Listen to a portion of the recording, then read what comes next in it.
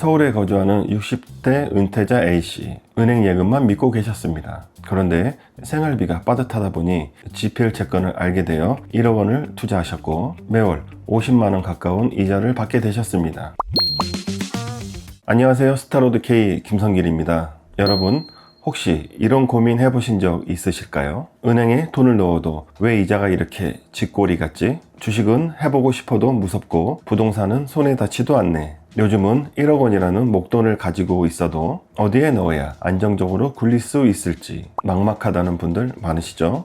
은행 금리는 2%대로 떨어져서 1억 원을 맡겨도 1년에 고작 200만 원 수준이고, 주식은 뉴스만 보면 대박 날 것 같지만 막상 내가 들어가면 이상하게 내 것만 빠지는 것 같죠? 부동산 가격은 너무 올라 있어서 이 돈으로는 뭘 할 수 있는 게 있나 싶을 때가 많습니다. 결국 이 목돈을 어디에 둬야 가장 안정적이고 또 꾸준히 수익을 만들 수 있을까 하는 걱정만 커지는데요. 오늘은 바로 그 해답 1억 원으로 매달 월세만큼의 고정 수입을 만드는 방법을 이야기해 보려고 합니다. 거짓말 아니냐고요? 그렇게 생각하시는 분들도 있으실 텐데요. 오늘 이야기 잘 들어보시면 이런 방법도 있었구나 무릎을 탁 치실 분도 분명히 계실 겁니다. 지금부터 제가 직접 상담하면서 실제로 경험한 사례들도 함께 풀어드릴 테니까 끝까지 보시면 여러분도 충분히 이해하시고 적용하실 수 있으실 겁니다.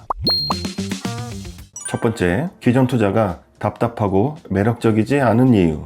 여러분, 목돈이 생기면 가장 먼저 떠오르는 게 어디인가요? 아마 대부분 은행, 증권사, 그리고 부동산일 것입니다. 하지만 막상 하나씩 들여다보시면 생각보다 만만치 않다는 걸 금세 아실 겁니다. 먼저 은행부터 보겠습니다. 얼마 전까지만 해도 예적금 금리가 4에서 5%까지 오르면서 이제는 그냥 넣어두기만 해도 괜찮다는 얘기가 많았죠. 하지만 지금은 다시 2% 초반대로 내려와 버렸습니다. 큰 돈을 넣어도 생활비 보탬은커녕 차라리 안 맡기는 게 나았나 하는 허탈감만 많이 들죠. 그럼 주식은 어떨까요? 뉴스에선 매일같이 주식시장이 화랑이다, 누구는 몇 천만 원 벌었다 하는 소식이 들려오지만 정작 내가 들어가면 꼭 이상하게 내 계좌만 파란불이 되는 기분, 다들 한 번쯤 경험해 보셨을 겁니다. 특히 목돈으로 들어가려면 부담감이 더 큽니다. 이 돈이 혹시 반토막이라도 나면 어떡하지? 이런 걱정이 크다 보니까 결국 마음은 조급한데 손은 안 움직이는 거죠. 부동산은 또 어떤가요? 여전히 많은 분들이 그래도 집이 제일 안전하지 않나? 라는 생각을 하시지만 현실은 쉽지 않습니다. 수도권 아파트는 이미 너무 올라서 진입 자체가 힘들고 1억 원으로 할 수 있는 건 지방에 있는 소형 아파트나 오피스텔이 전부입니다. 그런데 막상 들어가면 공실 문제, 관리 부담, 세입자 갈등 등 예상치 못한 리스크가 생기게 됩니다. 이 돈을 여기에 묶어두는 게 맞나? 라는 의문이 생기게 되는 것이죠.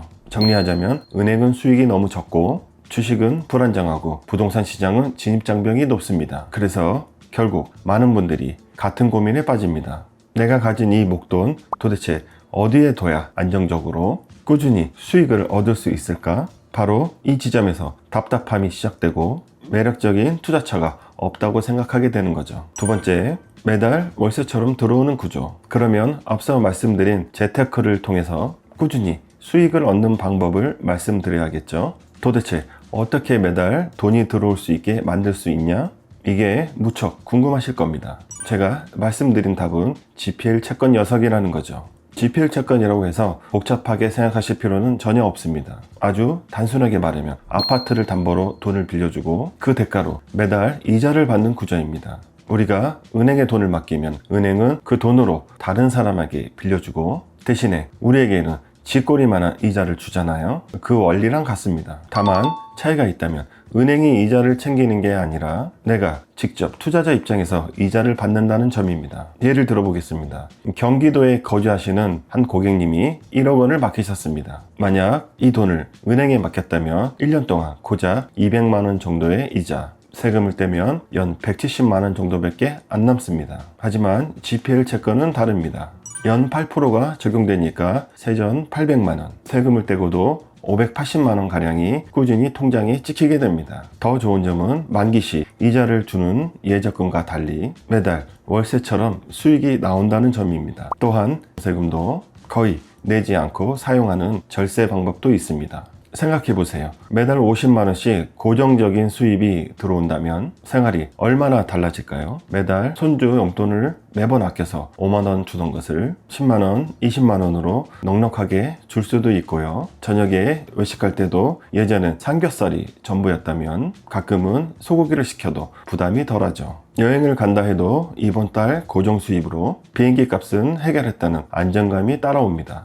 한마디로 돈이 일해서 나 대신 월급을 갖다 주는 구조입니다. 세 번째, 안전장치와 실제 투자자들의 사례. 그렇다면 이제는 안정성이 얼마나 높은가에 대해서 조금 더 자세히 설명드리겠습니다. 투자자들이 기본적으로 가지고 있는 것은 불안입니다. 원금의 손실에 대한 부분인데요. 하지만 지폐일 채권의 핵심은 바로 담보와 법적 장치가 있다는 것이죠. 일반적으로 누군가에게 돈을 빌려주면 그 사람이 약속을 지키지 않았을 때 내가 할 수 있는 건 거의 없습니다. 그런데 이 GPL 채권은 다릅니다. 반드시 서울, 수도권 5대 광역시처럼 거래가 활발하고 가격이 쉽게 무너지지 않는 아파트만을 담보로 잡습니다. 게다가 담보를 설정할 때 단순히 종이에 사인하는 수준이 아니라 근저당권과 질권을 동시에 설정합니다. 여기서 질권은 조금 낯설 수 있는데 쉽게 말해 경매 시 가장 먼저 배당을 받을 수 있는 권리라고 이해하시면 됩니다. 만약 차주가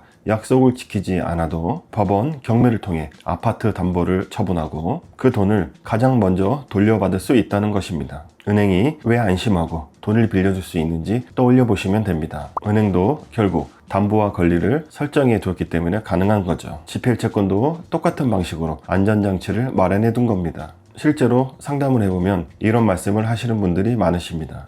이렇게 안전장치가 많은데 나는 왜 몰랐을까? 그 이유는 간단합니다. GPL 채권은 시중은행에서 광고를 하지 않기 때문입니다. 은행 입장에서는 예금이 본인들 자금 원천인데 굳이 고객에게 더 높은 이자를 주는 대안을 소개할 이유가 없죠.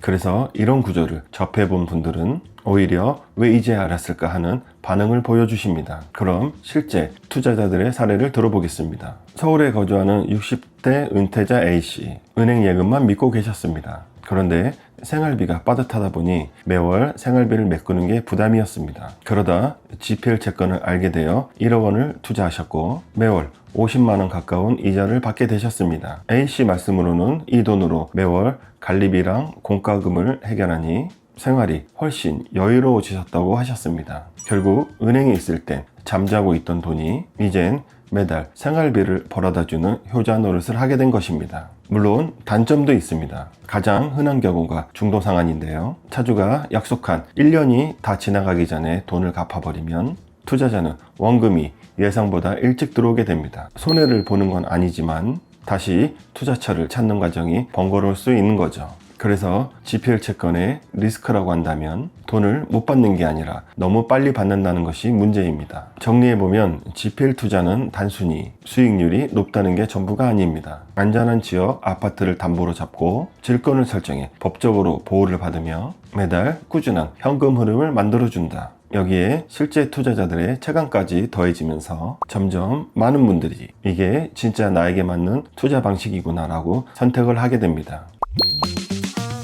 여러분, 오늘은 1억 원으로 매달 월세를 받는 방법을 살펴보았습니다. 은행에 넣으면 쥐꼬리만한 이자, 주식은 늘 불안하고 부동산은 손에 잡히지 않는 현실 속에서 GPL 채권이 어떻게 월세처럼 들어오는 수익 구조를 만들 수 있는지, 그리고 왜 많은 분들이 주목하는지 설명드렸습니다. 물론 모든 투자에는 원리와 구조를 충분히 이해해야 하고 각자의 상황에 맞는 선택이 필요합니다. 제가 드리고 싶은 말씀은 방법이 없다가 아니라 우리가 몰랐던 방법이 있었다라는 것입니다. 알고 나면 생각보다 단순하고 생활 속에서 현실적인 변화를 줄 수 있다는 것이 핵심입니다. 혹시 오늘 영상이 도움이 되셨다면 좋아요, 구독 눌러주시고 댓글로 궁금한 점을 남겨주십시오. 여러분의 질문이 다음 콘텐츠의 주제가 될 수도 있습니다. 저는 앞으로도 여러분께 복잡한 재테크가 아니라 생활 속에서 당장 이해하고 적용할 수 있는 목돈 관리 방법을 계속 알려드리겠습니다. 오늘도 함께 해주셔서 감사합니다. 지금까지 스타로드 K 김성길이었습니다. 감사합니다.